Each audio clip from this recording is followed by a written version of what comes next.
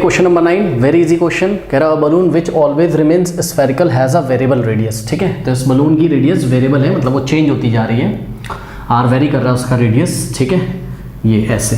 ठीक, कह रहा है कि find the rate at which volume is increasing. देखो उन्होंने जब बोल दिया कि वॉल्यूम इज इंक्रीजिंग तो ऑब्वियसली रेडियस भी इंक्रीज ही हो रहा होगा, है ना। रेडियस वेरिएबल का मतलब रेडियस इंक्रीज हो रहा होगा, क्योंकि देखो जब तक रेडियस इंक्रीज नहीं होगा तब तक वॉल्यूम कैसे इंक्रीज होगा, है ना। तो इसका मतलब रेडियस इंक्रीज हो रहा होगा। तो find the rate at which the volume is increasing with the radius when latter is 10 centimetre. देखो इसका मतलब क्या है, वो आपको पूछना चाहते हैं कि फाइंड द वॉल्यूम। ठीक है, find the volume is find the rate at which the volume is increasing. बच्चों समझो ये बात है, आपने क्या इस क्वेश्चन में कहीं पे ऐसा देखा कि इन्होंने आपको बोल दिया हो कि radius is increasing at the rate of, ऐसा कुछ तो नहीं बोला। मान लो बोलता radius is increasing at the rate of 5 centimetre पर सेकेंड, ऐसा कुछ तो इन्होंने बोला नहीं। ठीक, यानी कि इन्होंने रेडियस का चेंज टाइम के रिस्पेक्ट में कहीं भी नहीं दिया हुआ है, इस बात को गौर करो।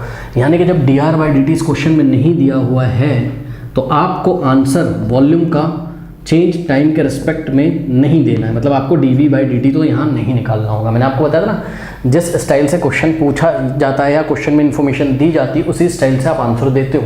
तो यहाँ पे आपने खास बात देखी क्या, उसने बोल दिया, उसने ये बोला कि कहाँ गया रेडियस के बारे में कॉमेंट कहाँ कर रहे हैं। हाँ, कह रहा है कि balloon which remains always spherical has a variable radius, has a variable radius. इसकी रेडियस चेंज हो रही है। तो हम अपने मन में ये सोचेंगे, यहाँ समय की कोई बात नहीं करी गई, टाइम की कोई बात नहीं करी गई है, यहाँ rate of change of radius dr by dt नहीं दिया गया है। तो हम अपने मन में सोचेंगे कि यहाँ समय की तो बात नहीं हो रही है। ठीक है, तो हम सिंपली अपने मन में सोचेंगे कि भाई वॉल्यूम किसके रिस्पेक्ट में चेंज हो रहा होगा, रेडियस के रिस्पेक्ट में। यानी कि आपको जो वॉल्यूम में इंक्रीज निकालना है या rate of increase of volume निकालना है वो किसके रिस्पेक्ट में निकालना है, रेडियस के रिस्पेक्ट में। और क्वेश्चन में लिखा भी पड़ी, find the rate at which the volume is increasing with the radius. इसका क्या मतलब है, इसका मतलब यही तो है कि rate of change of volume with respect to radius. तो rate of change of volume with respect to radius का मतलब क्या हो जाएगा, dv बाय dr। यही तो भाई dv बाय dr क्या होता है, rate of change of volume with respect to radius. बात समझ में। तो आपको ये फाइंड करना है, और ये आपको कब फाइंड करना है, ये आपको फाइंड करना है व्हेन द रेडियस इज, मतलब रेडियस इसका क्या मतलब है, when the latter is 10 centimetre, मतलब बढ़ते रेडियस बढ़ते बढ़ते बाद में कितनी हो गई, जब 10 सेंटीमीटर। तो ये आपको निकालना है when r is equals to 10 centimetre. तो बस यहाँ सारा खेल किसका था, लैंग्वेज का था। अब इसमें कुछ है नहीं। तो हमने सबसे पहले अपनी कॉपी में एक स्टेटमेंट लिखी कि the volume of the spherical balloon v with variable radius r is given by v equals to 4/3 pi r cube. Sphere का हमने फॉर्मूला लगा दिया वॉल्यूम का। नाउ इसको हमने इक्वेशन 1 बोला। Now differentiating equation 1 with respect to time. तो dv by dt is equals to 4/3 pi, तो क्या है, कांस्टेंट है। 4/3 पाई कांस्टेंट है, तो क्या हो जाएगा d by dr of r cube. ध्यान से चेक करिएगा, मेरे से भी गलती हो गई, यहाँ मैंने गलती से t लिख दिया, dv बाय dr। तो मैंने गलत बोल भी दिया, मेरे को यहाँ पे क्या बोलना चाहिए था, डिफरेंशिएटिंग। मैं लिख देता हूँ differentiating equation 1 with respect to time नहीं होगा, यहाँ रेडियस होगा। यही तो मैंने अभी समझाया था, with respect to what, with respect to radius r।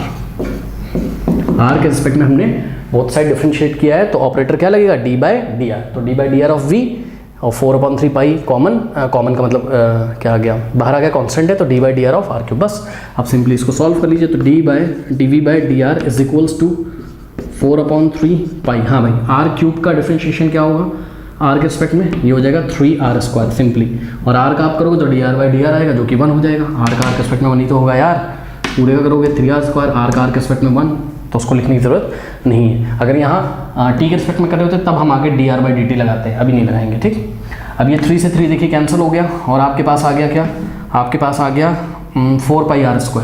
ठीक है, 4 पाई r²। तो ये आ गया आपका dv बाय dr। लेकिन ये अब आपको कब निकालना था, r इज इक्वल्स टू 10 पे। तो dv by dr at r is equals to 10 is given by, इसमें r की जगह 10 रख दीजिए, तो क्या हो जाएगा 4 पाई, r की जगह 10 रखो, 10 का स्क्वायर 100 इंटू 4 400। तो ये आ गया आपके पास 400। और यूनिट क्या होगी, ऊपर वॉल्यूम है तो वॉल्यूम की यूनिट सेंटीमीटर क्यूब, नीचे पर सेंटीमीटर। ठीक है, रेडियस किस में मेजर करेंगे, सेंटीमीटर में। अब कुछ बच्चे क्या करेंगे, सेंटीमीटर सेंटीमीटर काट देंगे। जी नहीं काटना, आपको आंसर ऐसे ही देना है। तो कैसे देना है एग्जाम में, आप लिखोगे, आप सुनिए आंसर अपनी कॉपी में आप कैसे लिखोगे। लिखोगे the rate at which the volume is increasing is 400 centimetre cube per centimetre when the radius is 10 centimetre.